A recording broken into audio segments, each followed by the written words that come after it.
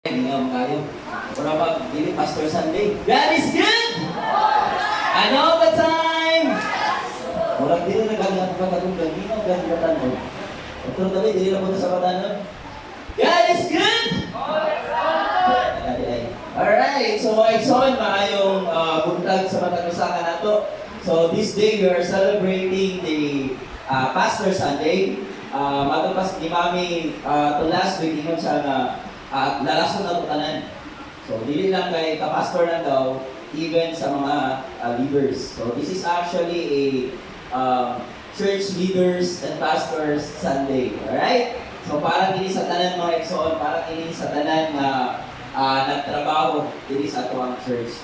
So, it is good to celebrate this kind of celebration mga igsoon, to give back as well sa mga tao magigamit sa pagbuyo ng Diyos para ang ato ang simbahan, ang atong iglesia mula po mga igsoon. Amen? Di ba, ang ayan ba mga igsoon, yung pasalamatan nato sila mga igsoon? Marami naman. Ang ayan ba pasalamatan nato sila?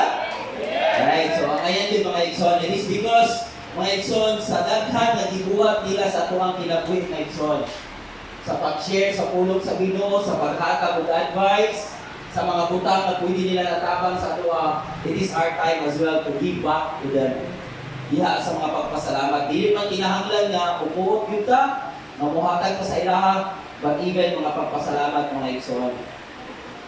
Kasaran na nato buhaton sa isa ka tuig, kasaran dito mga Pastor Sunday sa isa ka tuig. Di ba? So it means mga igsoon, kasaran nato na sa buhaton sa isa ka tuig. And it is actually good way na pasalamatan po nato sila. Amen? Alright? So karong kabuntagon mga igsoon, karong pagkabutagon mga igsoon, pwede ba nimo lingingon ang imuhang tapad? O nasa imuhang wala, o nabaka sa imuhang tuo, linginga siya, o iigna nga ang pulong sa Ginoo para sa imuha. So ang pulong sa Ginoo para sa imuha. Usahay lagi, matod ba sa share usahay, pag na yung istorya sa tubangan, yan ay may istorya, muingon na ka na masala dito na sila. Kaya nga naman, mas naigo dito sa karon. Di ba? So sayang na itong mentality ko. Dili na itong kwaon ang pulong sa Ginoo, kaya nauna-una ito na kanina pulong sa Ginoo para di siya sa uban. Diba? So dili na ito ang pulong sa Ginoo, kaya ato siya ihatag dito sa uban. Diba? So, dapat, ang pulong sa Ginoo mga igsoon, para sa ato, para sa imo mga igsoon. Say it to yourself, the Word of God is for me. The Word of God is for me. Amen? So, mga igsoon, alright, so akong mensahe karon mga igsoon is muhatag ko diya sa ministry, you and me. Which is, the ministry is for you and for me. Ang ministry mga igsoon, dili lang siya, ang service diya para sa pagbuhi ng Diyos, dili lang siya para sa mga pastors. Dili lang siya para sa mga church leaders. President, WM President, U President, pastors, naghandol sa mga bata, dili lang siya para sa ilahang mga igsoon. The ministry is para sa imuha, para sa ako ha. Nakuha ko ninyo mga igsoon. Kasi nakauna-una mo nga, murag isod mo kaayo. Okay, si pastor naman ang putingkod niya sa tubangan, sa istorya. Diba? So mga na isod ba? Kaya sila naman. So isod kaayo. But remember this one mga igsoon. Ang ministry mga igsoon is para sa matag-usakan natin. Dili siya para lang sa gamay lang ng mga tao at para siya sa kadaghanan mga igsoon. Alright, so pwede na lang ang iyon na matag-usakan na malingkod ka mga igsoon. Let us just read the center verse mga igsoon. Alright, kasawa na ito mga igsoon sa magusog ngayon mga igsoon. Ephesians chapter 4 verse 11, let us read. So Christ himself here as apostles, prophets, evangelists, pastors, and the teachers. Let us pray. Our most gracious and loving Father, Lord, we thank you, God, for this morning. We thank you, Lord, for your presence that came with us today, Salamat, O God. Use me as your mouthpiece, Lord, for your people will know your word, O God. Ang inyong katawhan, Ginoo, makatagam Hanggang mo God, na mapuno ang ilang mga kasing-kasing diha sa imong presensya, diha sa imong pulong. Salamat o God sa tanan. Wala kami mabuhat o God kung wala ka sa mga kaugaling mo. That is why Lord, ibalik na mo ka ng dugo ng himaya, pinakain mo lang. In Jesus' name we pray. Amen and amen. Alright. Mga Igsoon, naisa ka story mga Igsoon ba? Naisa ka story nga usa ka church member. Usa ka church member, idoon siya sa pastor. So naisa ka church member, idoon siya sa pastor. Siya sa pastor na so, naingon siya sa pastor na ako'y pangutana about ani nga text. Ano ba ito sa church member? Ako siya ipakita nga text. Sa pastor, gusto ko nga tubagon mo nga pangutana. Ano yung pastor nga, dili na ako na tubagon. O dili din ako gusto na tubagon. So na-shock ang membro na-shock siya. So na, unsa pastor? Asa na, dili na ako natubagon. Nga naman pastor? Naaka diri pastor sa atubangan, naaka diri, gibayaran ka na mo, ang term atong quad, gibayaran ka na mo, kaya para tubagon ni mga pangutana. Pero ngayon ang pastor na dili na ako nasa tubagon. Pero, tabangan ka kung saan ka tubagan na. So it means mga Igsoon that ang pulong sa Ginoo mga Igsoon is dili lang dapat kay itudlo nato sa ilaha, dapat tabanan din nato sila to find kung sa ilang ipakita. It means mga Igsoon, rather than doing the ministry for that woman, he actually equipped her to do the ministry herself. Instead na iyang tagtudluan mga Igsoon, na buhaton na muna mo kanon, but instead mga Igsoon, dikabangan ko niyang babae. So it means mga Igsoon, karon dili lang ang pastor ang naglihok, hasta na ang katong babae. That is why I told you, ministry is not just for the pastors or for the leaders. It is for all of us. Next slide please. We have actually a special class of Christians mga Igsoon. So natin mga special class of Christians. Base po isa akong nabasa ko. Special class of Christians. Una yung tinatawag ng mga Kristohanon na clergy. Clergy. So una yung tinatawag ng mga Kristohanon na clergy. Which is the one who do the ministry while the rest of the church sit back and let them do it. So muna mga leaders or mga pastors wherein the one who do the ministry, so sila tumubuhat sa ministry while ang uban naglingkod, nag-relax. Sounds familiar mga Igsoon? Sounds familiar?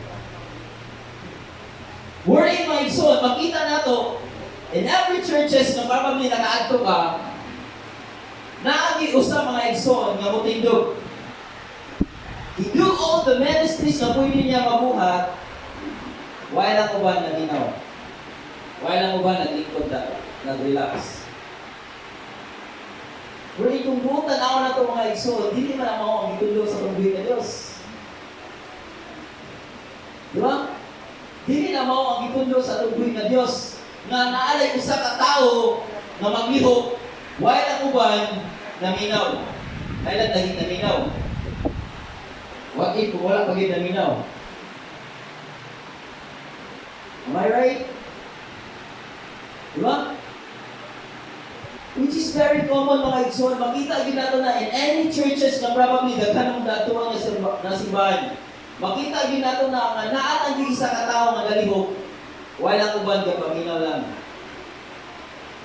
Which is, that person is what we call clergy mga Igsoon. So kana siya na tao, muna itong ginatawag na clergy, which is the one who do the ministry while the rest of the church sit back and let them do it. Sila nana. Mga Igsoon, that is why namutahan ako sa ningin ko sa inyo kanina na ang pulong sa Ginoo para sa inyo mga check yourself right now. Are you that kind of person na moingon nang ka nga sila na bahala anak? I'm not talking here about your age, kung sa nakatagubayon sa pagpangalagad, kung sa pagkakabago sa pagpangalagad, kung sa kakatiguang, o kung sa pagkakabata. But what I'm saying here is, niabot ba na sa imong kaugalingon mga igsoon, na ikaw karon bago mo ka ng Kristohanon o dugay na ka ng Kristohanon, niabot ba na sa imong kaugalingon, na nakaingon ka, na sila na'y bahala anak. Which is sakit siya paminawa mga igsoon, kaya bisan ako niabot na sa kong kaugalingon. Nga nakaingon ko nga, di ba kung worthy anak, sila na'y bahala anak. Sila may iatasan na sa Ginoo, sila na'y bahala anak. Which is my soul, kung atong paminawon, ang tanan, gitawag, diha sa atong buhit ng Diyos. Dili naman kami nga nagtindog diri ang gitawag sa atong buhit ng Diyos. Even kamo nga naglingkod karon diha. That is why ganina mo diri. Because you are called by God. Diba? You are chosen among those billion people, mga igsoon, na naakaroon sa kalibutan, billions na rin, sorry. Among those billion people, mga igsoon, billion of people na nasa kalibutan, mga igsoon, you are a chosen one. So that is why, means mga igsoon, kita, tanan, dapat mulihok para sa ministry sa Ginoo. Amen? Amen. Itay mo kaugalingon, mga igsoon, mulihok mo para sa ministry sa Ginoo. Kana mga igsoon, dili lang na para sa imong istorya lang na nimo karon, pero dapat kasing-kasing nila to ang mga igsoon. That is why si Pastor, mingon yun siya always nga, so, kasigan ng mga batan ko na magdala yung isa. Nagani kay wala ko kihangyo ni Pastor na dusi ka mo. Kaya galisod pa gani sa isa, sapot na ng dusi. Diba? Which is, balik-balik yun ni Pastor sa ako, hindi na sila na isa-isa lang. Di ba mga igsoon?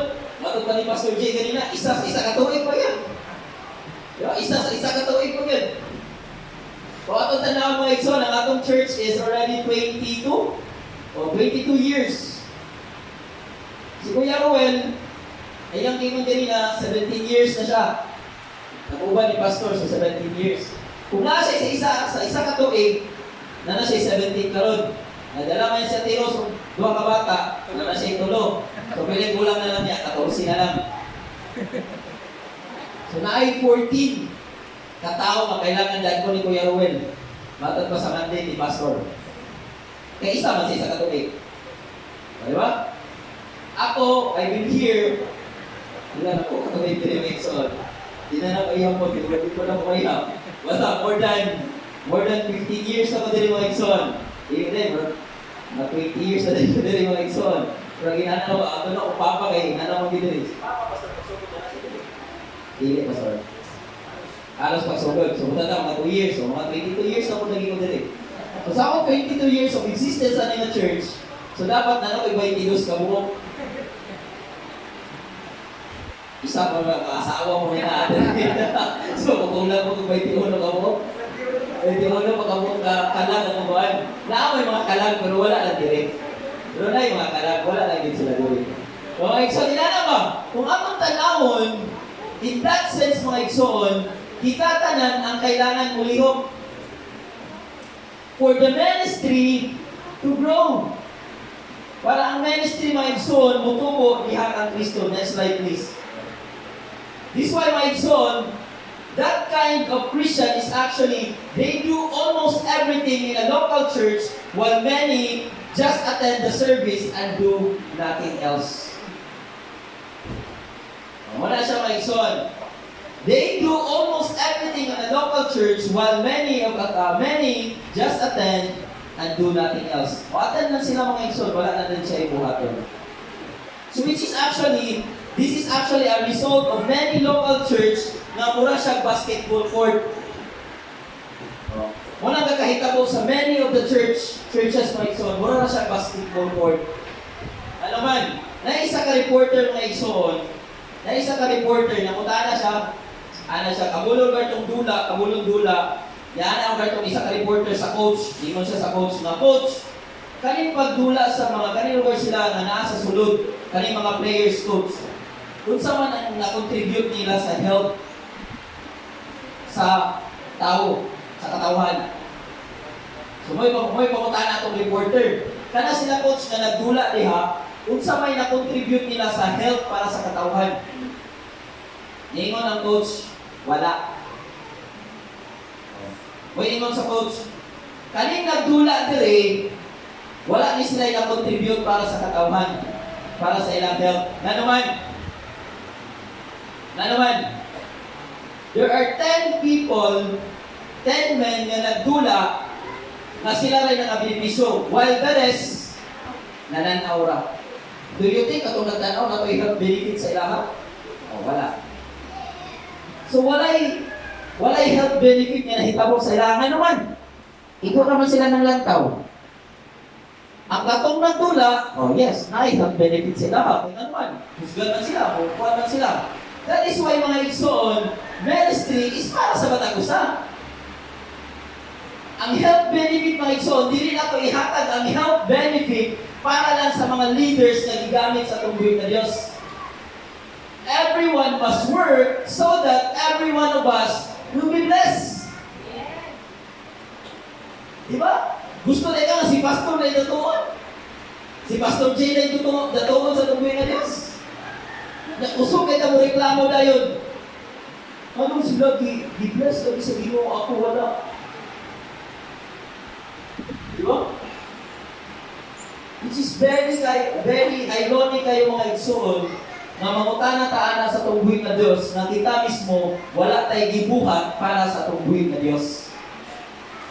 That is why every one of us must work hand in hand for the ministry to go mga igsoon. For the ministry nga motubo diha sa tungguin na Diyos mga igsoon. Remember this one mga igsoon, kadugtong po kang Moses mga igsoon, next slide please. Kadugtong po kang Moses mga igsoon, this is actually in Exodus chapter 17 verse 12 to 13, ako basa mga igsoon na, when Moses' hands grew tired, they took a stone and put it under him and he sat on it. Aaron and Hur held his hand up, one on one side, one on the other, so that his hand remained steady till sunset. So Joshua overcome the Amalekites' army with a sword. Kani nga tayo mga igsoon, is disaka si Moses kay war between kang Joshua sa tribe sa tribe ni Moses mga igsoon with the Amalekites. So nag-war sila ani nga time wherein ana si Moses ng Joshua nga pakigwar dadto ni Moses pakigwar dadto ug akong iusan akong mga kamot para mudaog ta. But this time mga igsoon, as you see mga igsoon, gikapoy na si Moses. Sa sige siya hukura sa iyang kamot, nagikapoy na siya. So sa iyang kakapoy, siyempre, kita gani na igsoon, mag-worship, ganita nga, pila lagi naka-seconds, pila ka-minutes, ato na lang inaot, ikapoy na tayo. Unsa na lang gani nga war. And then war sa ilang mga time mga igsoon, tagpila ka-adlaw ang kahitabo. Dili na oras ang war dito, dili pa rin sa Israel karon og sa Palestine nga dalay ko, dinubahay lang, wala lang. Diba? Pero sa ila sa una, sword mga igsoon, pila ginag-adlaw nga kahitabo. And wherein according ni Moses, akong giusan akong mga kamot para tamo daog. But niabot bilang time ni Moses na igsoon, hindi kapoy siya.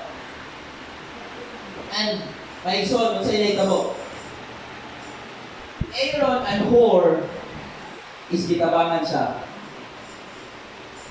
It means mga igsoon,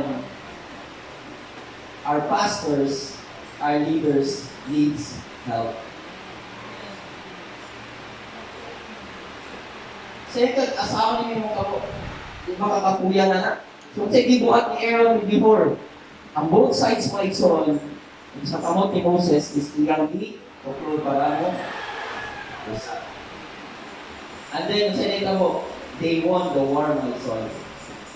They won the war.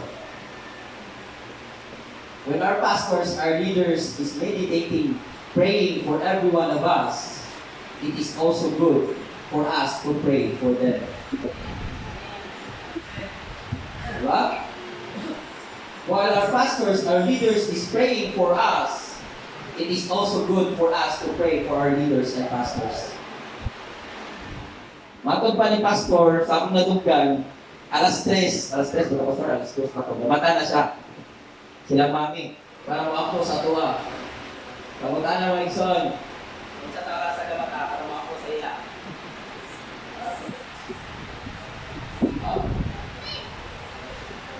Alright, listen guys. Yeah? Di ba? Yes, we appreciate them. But we need also to pray for them. It's not just by saying it, thank you, Pastor. By just praying as well also. Diba? Hindi lang ang ngayon na mo, kuha na sila. According to this story ni Moses, mga igsoon, they won the war. Our leaders, mga igsoon, they have also struggles in life.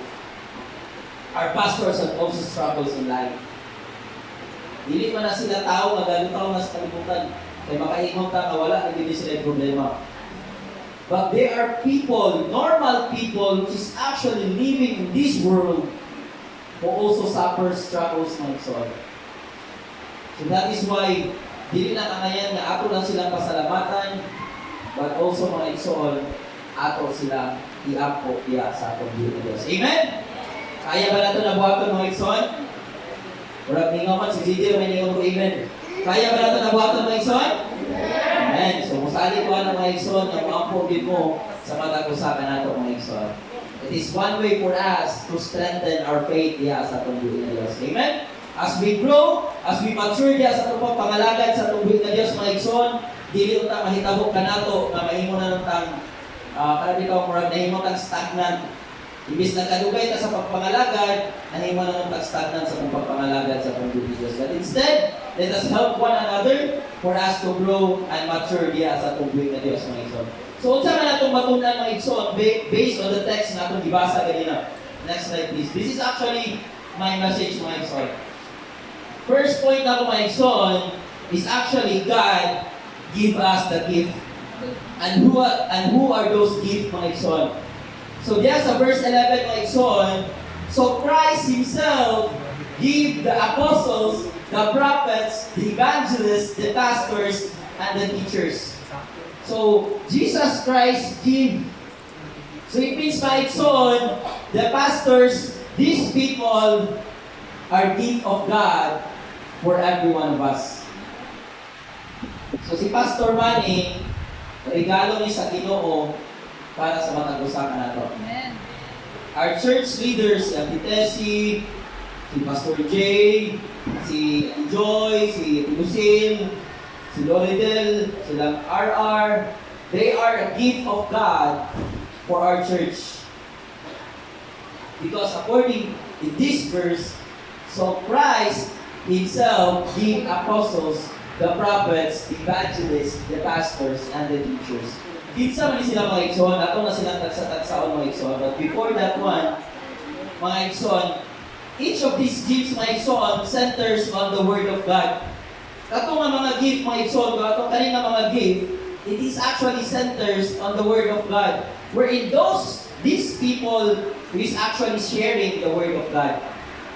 So kani sila nga mga tao ang ga-share sa pulong sa Ginoo mga igsoon. So it means mga igsoon, next slide please, when the Word is diminished or compromised, the church will be anemic. If the Word of God mga igsoon is diminished or compromised, it means mga igsoon, the church, our church, will be anemic. Say anemic mga igsoon, magdiwang. Mangluspad. Way kaon. So that is why the Word of God is needed for every one of us, mga igsoon. So kinsa man nga mga tao mga igsoon? First is actually the apostles. Based on my research mga igsoon, ako gini silang tagsa-tagsa. Based on my research and commentaries mga igsoon, na akong nabasa, apostles is actually means sent out one. So sila tong ipadala. The sent out one. The Lord gave them the ability to perform miracles. Those are the apostles. Makita ninyo na mga igsoon sa 2 Corinthians chapter 12 verse 12 mga igsoon. And the Lord gave them the authority to found the church and build it up. In 2 Corinthians chapter 10, verse 8. So diyan ninyo makita guys. So that is actually the words of the apostle. Next slide please. The prophets, who are these my son? These are actually laid the foundation of the church. So they are the one who build the foundation, my son, of the church. And the prophets received direct revelation from God, which they imparted to the church in Acts chapter 11, verse 27 to 28. So these prophets are received direct revelation from God, which they imparted to the church. They imparted to the church. So according to this one, mga igsoon, na po ko'y nabasa na commentaries that according to that preacher, ana siya na ang apostles daw o prophets is wala na daw na siya karon. That's according to him. Wala na daw na siya karon, which is time pa daw na katulad daw last na nila ni John. So muna yung giingon dito mga igsoon. So let's go to the next one, which is the evangelist. Evangelist means to proclaim the gospel. So, you have proclaimed the word and it is relates to the people's needs for salvation. So that's our evangelist. Means to proclaim the gospel. So muna siya ang mga evangelist. And then the next one mga igsoon are the pastors. The pastors means shepherd. Dito maghatag kayo ng emphasis. So the pastors means shepherd. They are actually the one who feed or teach the flocks with actually the word of God. And then guard the flocks from wolves and then gently care for the flocks. So muna ang mga pastors. They are the one who actually teach the word of God for every one of us. Not just teach mga igsoon, but also guard. So siya to ang mo protect na nato mga igsoon sa mga lumalangoy. Is that the right term, lumalangoy? And then even my igsoon gently care for the flocks. My igsoon, correct me if I'm wrong. Pag natay problema, which is sabot na yun, di na nato makaya, muduol kita sa pastor. At mo dili. Diba? Which is because they are these people, mga igsoon, wherein the one who will guard us and the one who will teach us. That is actually our pastor. The last one, mga igsoon, are the teachers. The teachers could function in a seminary or in a local church without having the duty of shepherding the flocks. The flock. I'm sorry. So it means, mga igsoon, na ay difference between pastors and teachers. A pastor can be a teacher, but a teacher cannot be a pastor. Kaya na naman, ang pastor, mga igsoon, is the one who help the people. Tabangan sila, i-nurture sila, but ang teacher, mga igsoon, is probably pwede siya magtundo sa pulong sa Ginoo, pero dili siya pareha sa pastor nga mo tabang yun, mo nurture yun sa iyang libro. So that is actually the difference between the teacher and a pastor. Wherein a teacher, ito lang yun siya mo tudlok, mo share sa pulong sa Ginoo without helping the kanang people. Pero ang pastor mo dito ang mutabang. So diyan kinato na makita sa kinabuhi ni pastor. Diba? Sa kinabuhi ni mami. Wherein there are those people na mutabang din nato in times that we are in need. Sakto ba mga igsoon? Diba? So kana siya mga igsoon. So next mga igsoon, next G, which is to guide. Those gifts na gihatag sa Ginoo para kanato mga igsoon is for us to guide us, mga igsoon.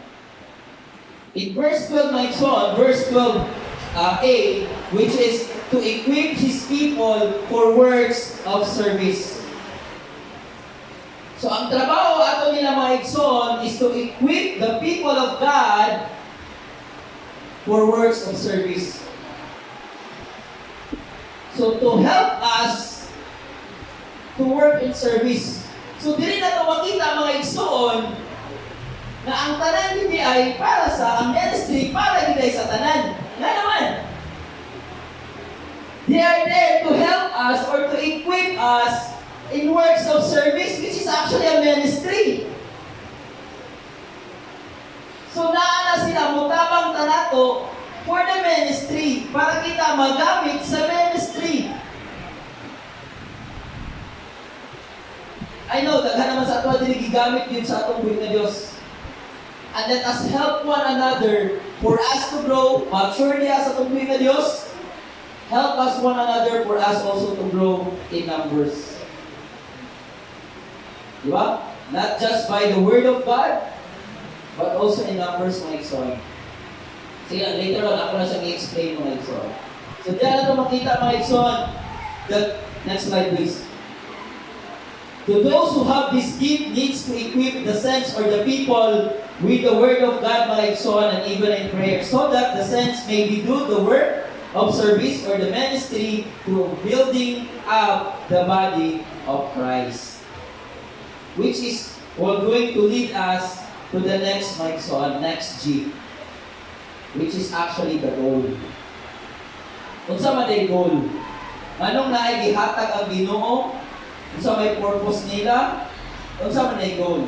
The goal is, nakita nato sa verse 12, mga igsoon, and 13, which is, so that the body of Christ may be built up. So this is actually the goal. Until we all reach unity in faith, and the faith and in the knowledge of the Son of God, and become mature, attending to the whole measures of the fullness of Christ. This is actually the goal, mga igsoon. For us, helping us to grow diha sa atong big na Diyos, mga igsoon. The body of Christ may be built up and help us actually reach unity in faith and in knowledge diya sa atong buhay na Diyos. So those people na ipadala, mga igsoon, those leaders na nakakanato karon, they are those people, mga igsoon, na mutabang kanato in knowledge diya sa atong buhay na Diyos. So again, mga igsoon, the ministry is not just for the pastors and the leaders. We are already equipped with the Word of God, mga igsoon. So it is time for us also to share the Word of God to others, mga igsoon. And in Colossians chapter 2, verse 6 to 7, mga igsoon, so then, just as you receive Christ Jesus as your Lord, continue to live your lives in Him, rooted and built up in Him, strengthened in faith, as you were taught, and overflowing with thanksgiving. So let us always continue, mga igsoon, to live in Christ, mga igsoon. As a conclusion, di na ako nidugayan. As a conclusion, mga igsoon, for new Christians, sa mga bagong mga Kristiyano nga aniya ka nato karon naguban, mga igsoon, if you are new, this is for you, mga igsoon. You should take advantage of the different opportunities for being equipped with the Word of God. It means different opportunities. Maminaw sa pulong sa Ginoo, like this one, and even online, different opportunity for you to be equipped with the Word of God. As you grow in faith and apply the Word of God for your life, look the ways to impart God's truth to others. So this is for the new Christians. So if you feel that you are new, so equip yourself with the Word of God, my son. There are many ways for you to hear the Word of God, my son. Next is for the more mature in faith. This is actually for those who are involved in ministry to others. This is also the message for every one of us. In Galatians chapter 9, if you are more mature in faith, diyan sa itong buhay na Diyos. In Galatians chapter 6, verse 9, and let us not go weary in doing good, for in due season we will reap if we do not give up. Amen. So for those who are mature already, diya sa pagpangalagad sa tubig na Diyos, my son, do not give up. Soon, there is always a season for us to reap what we are actually invested. Kung sa itong i-invest diya sa tubig na Diyos, my son, naragay panahon na iulit ko na sa tubig na Diyos para na ito. Last one, mga igsoon. And for those Christians for quite a while, but you're not involved at all ministry, or in ministry to other believers. So muli yung mga Christian mga igsoon nga dugay na nangalagad sa Ginoo. If you feel that you are this one, dugay na nangalagad sa Ginoo pero wala gyapon na involved sa ministry, perhaps you become stagnant in your work with Christ. Start by receiving or recovering your first love for Jesus, my son. If you are dugay na kayo sa pagpangalagad sa tungguin na Diyos, my son, but still, your ministry to others, my son, is wala pa gihapon diha, perhaps nahimo lang ang stagnant, my son. And help yourself, my son, uban sa tabang sa atong mga pastors, help yourself, my son, recover your first love diha sa atong group na Diyos. Ato diri, my son, magtinabangay ta for us to mature, for us to grow sa atong pagpangalaga diha sa Ginoo, my son. Wala man ta diri para i-condemn ang usa ka tao, but we are here to help one another. And let us help one another, my son. In 1 Corinthians chapter 12, verse 12, my son, our bodies have many parts, but in many parts make up only one body when they are all put together. So it is with the body of Christ. We are in many parts, my son, but if we put together, my son, we actually like the body of Christ, my son. We function differently, but we have one common goal, my son. Amen? So in this one, mga igsoon, atong pasalamatan, atong pasidugan ang atong buhay na Diyos. Remember this one, mga igsoon, ministry is for every one of us. Akong ibalik, mga igsoon, ministry is for every one of us. Dili lang isa trabaho sa pipila, pero trabaho sa matagusan na nato, mga igsoon. Let us work hand in hand for us to grow, and for us to mature diya sa itong pagpangalagay sa itong buhay Diyos. Amen? Amen. Ako yata, Pastor. Amen. Thank you, Lord.